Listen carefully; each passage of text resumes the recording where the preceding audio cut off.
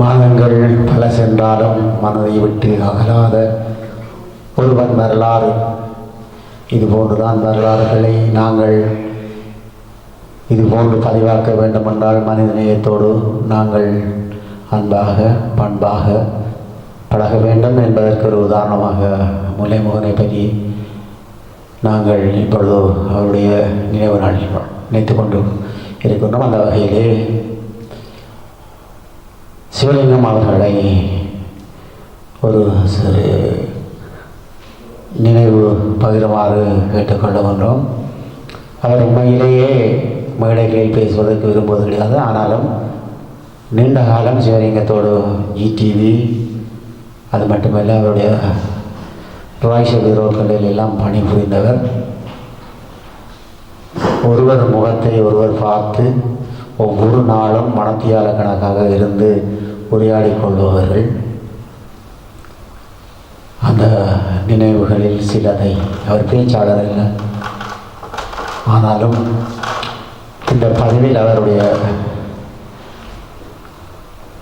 மனக்கிடக்கை கேட்க எல்லோரும் எதிர்பார்க்கட்டும். அன்பு உறவுகள் அனைவருக்கும் வணக்கம். முல்லைமுகன் அவர்கள் கிட்டத்தட்ட ஒரு 30 வருடங்கள் தொலைக்காட்சி வாயிலாக டிடிஎன், தர்சனம், ஜிடிவி தொடர்ந்து என்னோடு பயணித்தவர். இறுதியில் எனது அலுவலகத்தில் பிசிஎன் டவல்ஸ் அலுவலகத்தில் என்னோடு ஒன்றாக இணைந்து பணியாற்றியவர். அவர் பெரிய ஒரு தாக்கத்தை ஏற்படுத்தியது. அவருக்கு எனது கண்ணீரஞ்சல் சிறப்பிக்க அவருடைய இதய குமுறலை புரிந்து கொள்வீர்கள் எவ்வளவு தூரம் முல்லைமுகன் அவர்களின் இந்த நினைவு பயிற்சி இருக்கின்றது என்பதை. அடுத்ததாக கண்ணன் அவர்களை அழைக்கின்றோம். நண்பன் என்று சொல்வதா, சகோதரன் என்று சொல்வதா, அண்ணன் என்று சொல்வதா, இதை கேட்டாலும் முல்லைமுகன் கேட்கும்போது அவருக்கு எந்த நேரத்திலும் தன் உதவியை மட்டுமல்ல அன்பையும் பகிர்ந்து கொள்கின்றவர். இவரும் பேச்சாளர் அல்ல. இந்த இரங்கலை அவரும் ஒரு சில வார்த்தைகள் பேச வேண்டும் என்பதற்காக அழைத்திருக்கின்றார். மோகனை பற்றி நிறம்பாக்கள் நம்ம எல்லாரும் சொல்லிட்டீங்க. நான் மோகனை பற்றி சொல்கிறதுக்கு பெருசாக ஒன்றும் இல்லை. என்னென்ன எல்லாரும் எல்லாத்தையும் சொல்லிட்டீங்க. நிறம்ப அவர் முதலாக நான் இருந்த நாடகத்துக்கு தான் வந்தவர். வந்த அந்த நாளில் இருந்து கடைசி வரையும் ஒன்றாக இருந்திருக்கிறோம். அவர் எனக்கு நண்பன் மட்டுமல்ல, செவ்வா சொன்ன போல எல்லாமே. என்னுடைய தங்கையின் முதியோரில் பராமரிப்பில் நிரம்ப விளம்பரப்படுத்தியதிலும் மோகனுக்கு மிகப்பெரிய பங்கு. என்னை பொறுத்தவரையில் மோகன் இல்லைன்னு நினைக்கிற அளவுக்கு நான் இல்லை. அவருடைய ஆன்மா சாத்திய பிரார்த்திப்போம். இங்கே நாங்கள் எங்களை விளம்பரப்படுத்தும் நேரமல்ல, ஆனாலும் ஒரு தகவலுக்காக நான் எஸ்சிஎஸ் தொலைக்காட்சி என்ற ஒரு வார்த்தையை பாய்விக்க வேண்டியிருக்கின்றது. நான் எந்த இடத்திலும் என்னை பேச அழைக்கும் போது கூட இந்த வார்த்தையை பாய்விப்பதில்லை. எஸ்டிஎஸ் தொலைக்காட்சிக்கு கனடாவில் இருந்து இப்பொழுது நான் வதனி செல்வநாயகம் அவர்கள் இந்த முதியோர் இல்லத்தின் விளம்பரத்தை பற்றி கூற வேண்டிய ஒரு தகவல் இருக்கின்ற வழியில் தான் எஸ்டிஎஸ் தமிழ் டிவியை பற்றி கூற வேண்டியதாக இருக்கின்றது. அவர் தமிழ் எம்டியோடு பயணித்திருக்கின்றார், நயன விஜயன் என்று ரேடியோடு பயணித்திருக்கின்றார், ஈடிஆர் வானொலியோடு பயணித்திருக்கின்றார், ஊடகங்கள் எல்லாத்தோடும் பயணித்திருக்கின்றார். இது கூற வேண்டியதன் காரணத்தை மட்டும் நான் கூறி நகர்ந்து செல்கின்றேன். எனக்கு கனடாவில் இருந்து ஒரு தொலைபேசி வந்தது. எங்கள் நிகழ்வில் கலந்து கொள்ளுகின்ற ஒருவரிடம் இருந்து, ஒரு பெண்மணியிடம் இருந்து. அப்பொழுது அவர் கேட்டார், அண்ணா ஒரு அக்கா அடித்து ஏர்மனியில் ஒரு விளம்பரம் செய்ய வேண்டும் என்று கேட்டார்கள். அதை செய்திட முடியுமான்னு கேட்ட இடத்தில் உங்களுடைய நம்பரை கொடுத்திருக்கிறீர் என்று நான் வதனி செல்வநாயகம் அவருடன் கதைத்துவிட்டு அவருடன் தகவலை பரிமாறிக்கொண்டு திரு முல்லை மோகன் அவர்களுக்கு அழைத்து நாங்கள் ஊடகப் பணியில் இணைந்து நிற்பதால் என்னோடு முற்றுமுழுதாக இணைந்து நின்ற அந்த காலத்தினால் மோகன் இப்படி ஒரு விடயம் இருக்கின்றது, நீங்கள் சென்று அங்கே அவருடைய முதியோர் இல்லத்தை பற்றிய ஒரு நேர்காணலோடு காட்சி பதிவை கொண்டு வாருங்கள், நாங்கள் விளம்பரத்தை செய்வோம் என்று கூறி அவர் விளம்பரத்தை செய்திருந்தார். இன்றும் பதனி செல்வநாயகம் அவர்கள் மருத்துவரன் நாமம் நிகழ்வுக்கான அனுசரணையாக முல்லை மோகன் அவர்களின் குரல் ஒலித்து கொண்டே இருக்கின்றது தொலைக்காட்சியில் என்ற தகவலை கூறிக்கொள்கின்றேன். இந்த வழியிலே வதனி செல்வநாயகம் அவர்கள் நேற்று வந்திருந்தார். அவருக்கு சரியான தகவல் என்று தெரியாதபடியால் தான் சென்று விட்டேன், தன்னுடைய அவருக்கான ஆத்ம வணக்கத்தையும் கூற சொல்லி கூறியிருக்கின்றார். நன்றி. அடுத்ததாக முற்றுமுழுதாக நிகழ்வு காலங்களில் இணைந்து பயணித்தது மட்டுமல்ல, அவருக்கான வதிவிட சிக்கலில் ஏற்பட்ட போது திரு சிவலிங்கம் அவர்களோடு பிள்ளைகள், இந்த இடத்தில் ஒன்றை கூற வேண்டும், பிள்ளைகள் தாங்கள் பொறுப்பேற்கின்றோம் என்று சொல்லியிருந்தார்கள். அவர் பிள்ளைகள் எனக்கு சொல்லுவார், பிள்ளைகளிடம் கூட நான் கடமைப்படக்கூடாது தேவா, மகள் மருமகனெல்லாம் வீடு கட்டியிருக்கணும், என்னை வர சொல்லி சொன்னவன் அங்கே இருக்கிறது. ஆனாலும் எனக்கு அது விருப்பமில்லை, அவர்கள் சுதந்திரமாக இருக்க வேண்டும். தம்பி இருக்கின்றார் முல்லாய்மலே, அவர் கூட எனக்கு மிக உறுதுணையாக இருப்பார். ஆனாலும் போயிட்டு வருவேன், மகளிடமும் வார இறுதி நாட்களில் சென்று வருவேன் என்று சொல்லி, அதோடு இதை கூறுவதற்கு காரணம் என்னன்னு சொன்னால், சிவலிங்கம் அடுத்தபடியாக அவருக்கான வதிவிட உரிமைக்காக திரு சபேசன் அவர்கள் கடையிலே பணிபுரிந்தார். தான் உழைத்து தனது காலில் வளர வேண்டும், பிள்ளைகளிடம் எந்த உதவியும் பெறக்கூடாது என்று நினைத்த மனிதன். ஆனாலும் பிள்ளைகள் விடவில்லை என்பதும் எனக்கு தெரியும். எந்த நேரமும் தந்தைக்கு உணவாக இருக்கலாம் அல்லது நிதி பக்கங்களாக இருக்கலாம், வீட்டில் இருந்து கொண்டே அவருக்கான ஒழுங்குகளை செய்து விடுவார்கள். அவருக்கு வீட்டில் சாப்பாடு வரும். அப்படியாக அவர்களும் கவனித்தார்கள், கவனிக்கவில்லை என்பதில்லை. ஆனால் முல்லை மோகன் தான் இவர்களிடம் எல்லாம் கடமைப்படாமல் வாழ வேண்டும் என்று நினைத்த ஒரு மனிதன் என்பதை இங்கே கூறுவதற்காக இந்த தவறை கூறிக்கொள்கின்றேன். திரு சபேசன் அவர்களுடன் தொடர்ந்து கடையில் பணிபுரிந்தார். அநேகமாக நான் நினைக்கின்றேன் முதல் நாள் கூட கடையில் இருந்து சென்றார் என்று அவர் தகவலை பரிமாறிக்கொள்வார். அனைவருக்கும் வணக்கம். இதில் தேவராசான் சொன்ன மாதிரி ஒரு நாள் அவர் ஒரு கடிதத்தோடு வந்து நிற்கிறார். ஒரு கடிதம், அவர் நாட்டை விட்டு போக வேணும், குறிப்பிட்ட வேலைகள் செய்ய இல்லைன்னு சொன்னால், குறிப்பிட்ட வருமானம் இல்லை என்று சொன்னால் அவர் நாட்டை விட்டு போக வேணும் என்ற ஒரு கடிதத்தை வந்து காட்டினார். உண்மையில் அந்த நேரம் எனக்கு கடையில் வேலைக்கு யாருமே தேவைப்படவும் இல்லை, ஒரு சம்பளம் கொடுக்கக்கூடிய நிலைமையிலேயும் அந்த நேரம் கடையிலே. ஆனால் முல்லைமோகன் மாதிரி ஒரு கலைஞன் இப்படி ஒரு சிக்கலில் எந்த காலத்திலையும் மாட்டுப்படக்கூடாது. என்னடா கலைஞர்கள் வந்து ஒரு தலையில் கொஞ்சம் மிஞ்ச தெளிவாக அவர்களுக்கு வேறு குழப்பங்கள் இருந்தால் அது சரியாக வெளிப்படாது. இப்போ அப்படி முல்லைமோகன் மாதிரி ஒரு ஆள் வந்து இந்த சிக்கல் இருக்கக்கூடாது என்றதால் நான் அவருக்கு சொன்னேன், சரி நீ அந்த கடையில் வேலைகள் வந்து அது கூட தொழில்நுட்பம் சார்ந்த வேலைகள், போஸ்ட் ஆஃபீஸ், இப்போ அவருடைய வயதுக்கும் அது பொருத்தமான வேலை இல்லை. ஆனால் உங்களுக்கு என்ன தெரியுமோ அதை நீங்கள் செய்யுங்க. நான் ஒரு பார்ட் டைம் வேலை தான், உங்களுக்கு எவ்வளவு ஆக குறைஞ்சது எவ்வளவு சம்பளம் தேவை அதை நான் தாரேன், நீங்கள் அதை செய்யுங்க. அப்போ அவர் சொல்கிறேன், மகள் சொல்கிறா என்னோட வந்துடும்போது நான் மகள் நான் பார்க்குறேன்னு சொல்கிறேன். ஆனால் எல்லா அப்பனுக்கும் ஒரு சுயமரியாதை இருக்கும், எனக்கும் இருக்கும். ஏன்னா நாங்கள் எங்கட காலில் நிற்கணும்னா அது பிள்ளைகள் கேட்போம். ஆனால் நாங்கள் அப்படித்தான், எல்லா அப்பாவும் அப்படித்தான். அது பிள்ளைகளை பிள்ளை இல்லை, அது அப்பா அந்த குணம் நாங்கள் தான் கொடுப்போம். அப்போ அவர் சொல்கிறார், இல்லை மகள் கேட்குறா, வீடு இருக்குது, இங்கே வந்துருங்கப்பா, நான் பார்த்துக்கொள்கிறேன், நாங்கள் கடிதம் தாரோம், நீங்கள் எங்களோட செலவில் இருக்கிறீங்கன்னு சொல்கிறோம், நீங்கள் இருக்கலாம், உங்களுக்கு பிரச்சனைன்னா இல்லை, நான் உழைச்சி நான் இருக்கப்போம். ஆனால் நான் பாட்டு சொல்லி அவர் அங்கே வந்து வேலைக்கு சேர்றார். அப்போ நான் அதில் அவர் என்ன கவனிச்சுன்னு சொன்னால், உண்மையில் ஸ்டார்ட்டில் அவர் கொஞ்சம் கஷ்டப்படுறேன் தொழில்நுட்ப சார்ந்த வேலைகள். அப்போ கொஞ்சம் வேலை தான், இந்த பேக்கெட் எடுக்கிறது, பேக்கெட்டை கொடுக்குறது, இப்படி ஒரு சின்ன வேலைகள் தான் செய்து கொண்டிருக்கிறார்.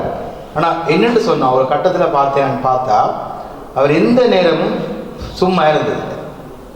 ஏதாவது தனக்கு தெரிஞ்ச ஏதோ ஒரு வேலையை அவர் செய்து கொண்டே இருப்பார். போய் கொப்பி மிஷினை துடைப்பார், அப்படி இந்த கொப்பி அடிக்க வயசு போனாக்கள் வந்தால் ஓடி பண்ணி ஹெல்ப் பண்ணுவார். தான் வாங்குகிற அந்த சம்பளத்துக்கு தான் உண்மையாக இருக்கும். அந்த அந்த அந்த இது ஏன்னா சவேசன் பேச மாட்டான்னு தெரியும், சும்மா இருந்தாலும் சவேசன் ஒன்றும் சொல்ல போகுதுன்னு தெரியும். ஆனால் அதை அவர் மிஸ்யூஸ் பண்ணாமல், நான் இங்கே 5 மணி நேரம் நிற்கிறேன், 4 மணி நேரம் நிற்கிறேன், இந்த 4 மணி நேரம் நான் வேலை செய்யணும்னு சொல்லி வேலை செய்து ஒரு கட்டத்தில் என்னென்று சொன்னால் முல்லமோகன் நின்றா நான் நம்பி விட்டு போகலாம் என்ற அளவுக்கு அவர் இருந்தேன்.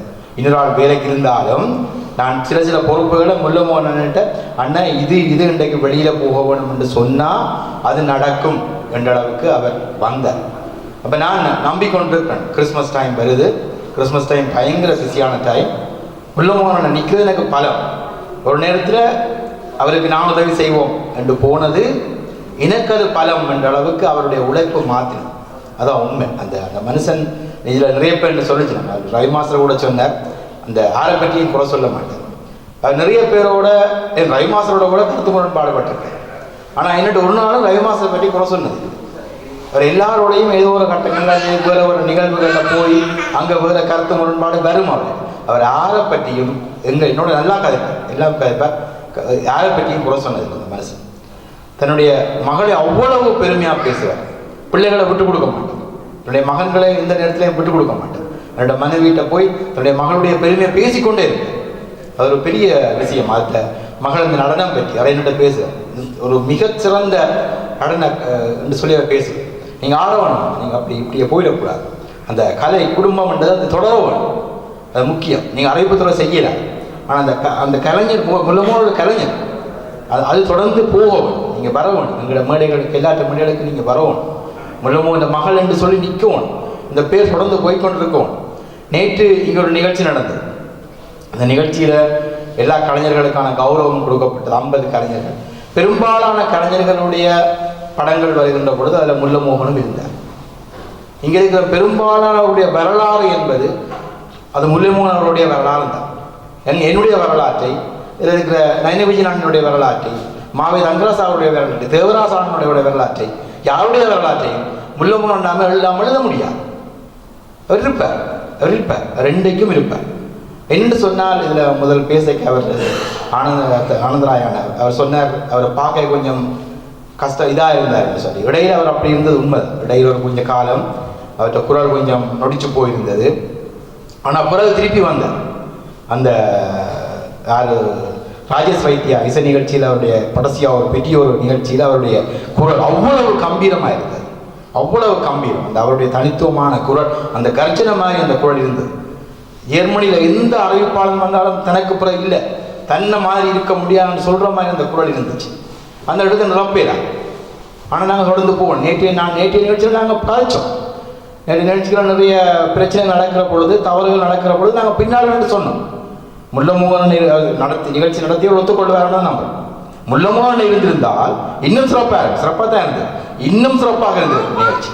இப்போ நாங்கள் ஒவ்வொரு நிகழ்ச்சியிலையும் அதை நினைக்கிறோம், இதில் முல்லமோகன் இருந்திருந்தால் எப்படி இருந்திருக்கு.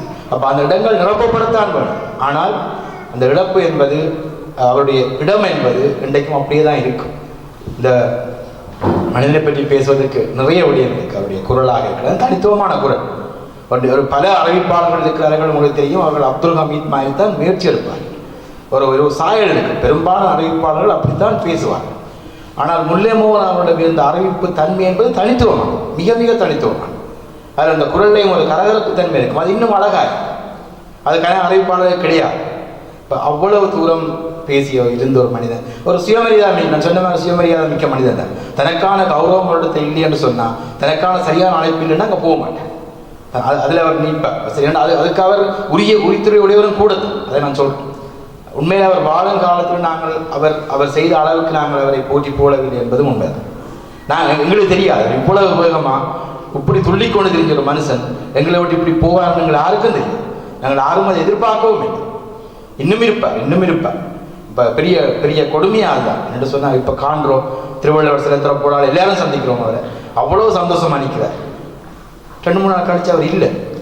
ஆனால் இதுதான் இயற்கை. அப்போ அவருடைய புகழ் வாழ வேண்டும். பிள்ளைகள் எல்லோரும் நாங்களும் அந்த துக்கத்திலிருந்து விடுபட வேண்டும். காலம் எங்களுடைய வலிகளை ஆற்றட்டும். பிள்ளைகளை நீங்கள் எல்லாரும் பாருங்கள். நீங்கள் உங்களுடைய தந்தை பற்றி அவ்வளவு பெருமைப்படலாம், அவ்வளவு பெரிய மனிதனாக நீங்கள் அவ்வளவு பெருமைப்படலாம். தொடர்ந்து பாருங்கள், உங்களை ஆற்றுப்படுத்த வேண்டும். நீங்கள் நுழைவு கால பகுதியில் இணைந்த நண்பராக, ஒன்றிணைந்த பகுதியிலே வாழ்கின்ற ஒருவராக, அவருக்கு போக்குவரத்தில் இருந்து எங்கு வேண்டுமானாலும் கூட்டி செல்வது மட்டுமல்ல, கூட்டி செல்கின்ற அவருக்கு திருமலை மோகனால், அமரமலை மோகனால் பல விடயங்கள், அவருக்கு தேவையான விடயங்கள், அனுகூலங்கள் கிடைத்திருக்கின்றன. திரு சிவானந்தன் அவர்கள் இப்பொழுது அவரை பற்றி ஒரு நினைவு கூறலை கூறுவார். என்னோட நிறைய காலம் என்னுடைய பயணம் செஞ்சிருக்கேன். எப்போ போனாலும் ப்ரோக்ராம் போகும்போது நானும் அவரும் சேர்ந்து போவோம். அப்போ அவருக்கு அந்த பாசத்தை அவர் காட்டுவார். மகள் டெலிஃபோன் அடிப்பா, அப்பா எப்படி இருக்கிறீங்க, எப்படி படிக்கணும். அப்போ சொல்லுவார், நான் சிவாமாவோட போய் கொண்டிருக்கேன் அப்படின்னு சொல்லுவார். உண்மையிலேயே அந்த தகப்பன் எப்படி பாசமாக தன் மகள் மேல் வச்சிருந்தா, அதே மாதிரி மகளும் அந்த அப்பா மேல் எவ்வளவு அன்பு வச்சிருக்கிறார்கள் நான் உணர்ந்தேன். அது மட்டுமில்லை, என்னுடைய நன்மைகிட்ட நிறைய நான் கற்றுக்கொண்டேன், நிறைய விஷயங்கள். ஒரு விஷயம் சொல்ல போனால், எல்லா நண்பர்களையும் ஒன்று சேர்ந்து பொங்கல் விழா செய்யறதுக்கு ஒற்றுமையாக நின்று பாடுபட்ட உள்ளம் இந்த பெரிய உள்ளம். இந்த உள்ளம் உடம்பு மறைஞ்சாலும் இந்த காத்தில அவர் மிதந்து கொண்டுதான் இருக்கிறார். அதை நான் உணர்கிறேன். ஏனென்று சொன்னால், நான் அவரை பற்றி நிறைய விஷயங்கள் நான் பார்த்துக்கிறேன். அவர் ஒரு கட்டத்தில் கடவுள் சில விஷயங்களை அவர் செஞ்சிருக்கிறார். ஒரு கட்டத்தில் அவரை ஒரு கட்டத்தில் அவரை ஒரு கிழமை அவரை ஓய்வாக விட்டு அவர் திரும்பி எழும்பி வந்து இந்த மேடையில் ஏறி அந்த சிங்கம் மாதிரி பேசினது, அது உண்மையிலேயே எங்கள் எல்லாரையும் ஒரு நாங்கள் விழுந்து விழுந்து எழுப்பின இனம். இந்த மண்ணுக்காகவும் எங்களுக்காகவும் அவர் அந்த உற்சாகமாக அந்த அவற்றை குரல்ல எங்களை எல்லாரையும் அந்த தலை நிமிர்ந்து நிற்க செஞ்ச அந்த உள்ளத்தை உண்மையிலேயே நான் அவர் ஆத்மா சாந்தி அடையணும். அவர் எப்பவும் உங்களோட உள்ளத்தோடு இருக்கணும். நாங்கள் அவர் செஞ்ச தொண்டை கடைசியிலையும் சபையை செஞ்ச இதில் அவர்கிட்ட தம்பியார் வீட்டில் போய் அந்த உபகரணங்கள்லாம், பாத்திரம் பண்டங்கள்லாம் எடுத்துக்கொண்டு வந்து அந்த பொதுநில சேவைக்காக வேட்டு விறுவிறுத்து ஓடி ஓடி அந்த 3 நாள் ஓடி சென்றதை நான் கண்கூடா நான் பார்த்தேன். அப்படிப்பட்ட உள்ளம். உண்மையிலேயே இது எங்களுக்கு பேர் இழப்பு தான். இருந்தாலும் அவரை மாறி நாங்களும் ஆக வேணும். அவரை மாறி அந்த சேவை செய்ய வேணும். அவர் மாறி இந்த பிள்ளைகள் அவரை மாறி வர வேண்டும். நாங்கள் எல்லாரும் அவருக்காக நாங்கள் இருக்கிறோம். நீங்கள் எப்போதும் தோண்டு போகக்கூடாது. அவருக்காக நீங்கள் தைரியமாக இருந்து எங்களோட சேர்ந்து திருப்பி அவற்றை சேவையை செய்ய வரும். அவர் என்னோட நிறைய பகிர்ந்து கொண்டார், நிறைய விஷயங்கள் செஞ்சு கொண்டார். அவருக்கு நன்றி சொல்லி அவர் ஆத்மா சாந்தியை நான் தலைவட வேண்டுகிறேன். திரு அமரர் முல்லைமோகனுடைய ஞாபகங்களை எங்களோடு பகிர்ந்து கொண்டமை, அவருடைய பணிகளையும் ஞாபகங்களையும் எங்களோடு பகிர்ந்து கொள்ளுமாறு அறிவிப்பாளர் அமரன் அவர்களை அன்போடு அழைத்து நிற்கின்றோம். நண்பன் முல்லைமோகன் அவர்கள் மறைந்து 4 மாதங்கள் கடந்து போய்கொண்டிருக்கின்றது. இன்று இன்னும் அவருக்காக ஓர் அஞ்சலி நிகழ்வு இங்கே நடந்து கொண்டிருக்கின்றது என்றால் அவரை எந்த அளவிற்கு இந்த நிகழ்ச்சியை ஒழுங்கு செய்தவர்களும் நாங்களும் நேசித்திருப்போம் என்பதை நான் சொல்லி வேண்டிய தேவையில்லை. ஒரு அறிவிப்பாளனாக, ஒரு ஊடகத்துறை நண்பராக கிட்டத்தட்ட 35 ஆண்டுகளுக்கு மேலாக அவரை நன்கு அறிவேன். என்னோடு பல மேடைகளிலே நிகழ்ச்சிகளை தொகுத்து வழங்கியவன் என்று இம்மிடையே இல்லை. முதலாக ஐரோப்பாவிலே தமிழ் ஒலி வானொலி பாரிஸ் மண்ணிலே ஆரம்பிக்கப்பட்ட பொழுது நானும் நண்பன் முல்லை மோகனும் பல நாட்கள் அங்கு சென்று கோநாதன் அவர்களுடைய ஸ்டூடியோவிலே தங்கியிருந்து என்னுடைய இனிய நண்பன் பிலிப் தேவா, அத்தோடு தர்ஷன், உங்கள் எல்லோருக்கும் தெரியும், அவர்களோடு இணைந்து இந்த ஏராளமான விளம்பர நிகழ்ச்சி முன்னோட்டங்களை செய்துவிட்டு நாம் இருவரும் செய்துவிட்டு திரும்பியவர்கள். மறக்க முடியாத நினைவுகள் அவை. நாம் தொகுத்து வழங்குகின்ற பல நிகழ்ச்சிகளை பார்த்துவிட்டு வந்து மிகச் சிறப்பாக இருக்கின்றது பாலா என்று பாராட்டுகின்ற ஒரு அழகான இனிமையான குணம் கொண்டவர். உன்னுடைய சொல் ஆடல்கள், மேடையிலே நீ நடந்து தெரிகின்ற விதங்கள் மிக அழகாக இருக்கின்றது என்று பாராட்டுகின்ற ஒரு நல்ல மனம் கொண்ட நண்பன் முல்லை மோகன் அவர்கள். நாங்கள் எஸ்என் நகரிலே அறிவிப்பாளர்களுக்கான ஒரு பயிற்சி பட்டறை ஒன்று செய்தபோது அங்கு வந்து எம்மோடு இணைந்து இந்த ஒரு அறிவிப்பாளர்கள் எப்படி நிகழ்ச்சிகளை தொகுக்க வேண்டும், எப்படி அவர்கள் மேடையிலே நிற்க வேண்டும், ஒரு விடயத்தை பற்றிய ஒரு விழாவாக இருந்தால் அதை பற்றிய முன்னுரைகள் எப்படியெல்லாம் இருக்க வேண்டும் என்று அங்கே அழகாக விளக்கம் தந்தவர் என்னோடு இணைந்து. அதை எங்களுடைய நயனி விஜயன் அவர்கள் தான் அதை ஏற்பாடு செய்திருந்தார். அங்கே நாங்கள் சென்று ஒரு நாள் முழுக்க நின்று அந்த பயிற்சி பாசறையை நாம் நடத்தினோம். இந்த நினைவுகள் எல்லாம் எப்போதுமே மறக்க முடியாத நினைவுகள். வள்ளுவன் சொல்லுவான், தோன்றி புகழோடு தோன்றுக அகதிலா தோன்றல் தோன்றாமை நன்று என்று. ஒரு துறையிலே நாங்கள் காலடி எடுத்து வைக்கின்ற பொழுது அந்த துறையிலே நாங்கள் நடந்து செல்லுகின்ற பொழுது அந்த துறை சார்ந்து நாங்கள் சிறப்பாக செயல்பட வேண்டும், புகழ் பெற வேண்டும். இல்லை என்றால் நாங்கள் அந்த துறையிலே காலடி எடுத்து வைக்க கூடாது. அதுதான் வள்ளுவன் சொல்லுகின்றது. நண்பர் முல்லை மோகன் அவர்கள் இந்த அறிவிப்பாளராக ஊடகத்துறை சார்ந்து அவர் பயணித்த போது இன்று நடக்கின்ற இந்த நிகழ்ச்சிகளை எல்லாம் பார்க்கின்ற பொழுது அவர் எவ்வளவு புகழ் உச்சிக்கு சென்றிருக்கின்றார் என்பதை இங்கே பார்க்க முடிகின்றது. இங்கே ஏதோ வருகை தந்திருக்கின்ற மக்கள் சிறிய தொகையாக இருந்தாலும் இன்று அவர் ஐரோப்பா முழுக்க ஒரு தெரிந்த நல்ல ஒரு அறிவிப்பாளனாக திகழ்கின்றார் என்பதையே ஐயமில்லை. அவரது மறைவு அறிந்தவுடன் எத்தனையோ பேர் வாட்ஸ்அப்பிலேயும் ஊடகங்களிலும் தங்களுடைய அனுதாபங்களை தெரிவித்ததை பார்க்கின்ற பொழுது எந்த அளவுக்கு அவர் எல்லோருடைய மனங்களிலும் நிறைந்திருந்தார் என்பதை இம்மால் அறியக்கூடியதாக இருக்கின்றது. இங்கே அவருடைய மகன் நிருபா அவர்கள் வந்திருக்கின்றார். ஒரு அன்பான வேண்டுகோள், உங்கள் அப்பாவினுடைய நினைவுகளை பற்றி நீங்கள் எழுதுங்கள். அவன் பயணித்த இந்த பயணங்களை பற்றி நீங்கள் எழுதுங்கள். இங்கே பேசிக்கொண்டிருக்கின்றார்களே அவருடைய நண்பர்கள், அவர்கள் பேசுவதை நீங்கள் எழுதுங்கள்.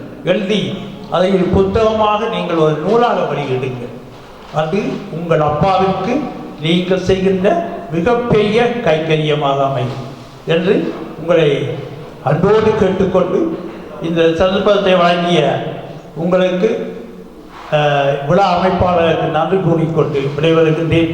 அடுத்ததாக திரு ஜெகதீஷ் அவர்களை அன்போடு இங்கே மேடைக்கு அழைக்கின்றேன் ஒரு சிறிய உரை ஆற்றுவதற்காக. வெள்ளைமோகன் அவர்களின் மறைவு எங்களுக்கு எல்லோருக்கும் மிகவும் பேரிழப்பாக இருக்கின்றது என்பதை நீங்கள் எல்லோரும் அறிவீர்கள். அவர் எனது கடைக்கும் கூட 2-3 முறை விளம்பரங்கள் கொடுத்திருக்கின்றார். அவருடைய இழப்பு ஊடகத்துறைக்கு மிகவும் ஒரு இழப்பீடாகத்தான் அமைந்திருக்கின்றது. ரவி மாஸ்டர் சொன்னது போல மிகவும் அன்பாகவும் பண்பாகவும் பழகிக்கொள்கிறவர். எப்போ கண்டாலும் எங்கே கண்டாலும் அவர் மிகவும் அன்பாகவும் பண்பாகவும் தான் பழகுவார். அவரை இந்த நேரத்தில் நாங்கள் நினைவு கூறுவது மிகவும் பொருத்தமாக இருக்கின்றது. அவருடைய ஆத்மா சாந்தியடைய பிரார்த்தித்துக் கொண்டு